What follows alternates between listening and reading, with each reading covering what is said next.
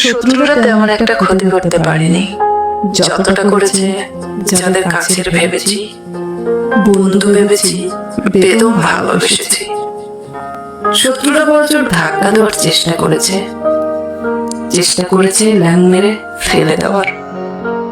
কখনো পেরেছে, কখনো পারেনি, কিন্তু কাছের মানুষেরা তারা খুব কাছে এসেছে, বিশ্বাস অর্জন করেছে, দুর্বলতা জেনেছে, মিশেছে, তারপর কখনো আছাড় মেরে ভেঙেছে, কখনো দুমড়ে মুচড়ে ছিঁড়ে ফেলে দিয়েছে।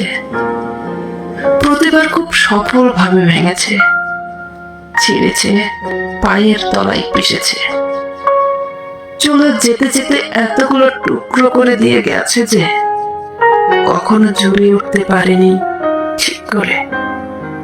তাই আমি শত্রুদের ভয় পাই না, ভয় পাই কাউকে কাছের বলতে, কারোর কাছের হতে।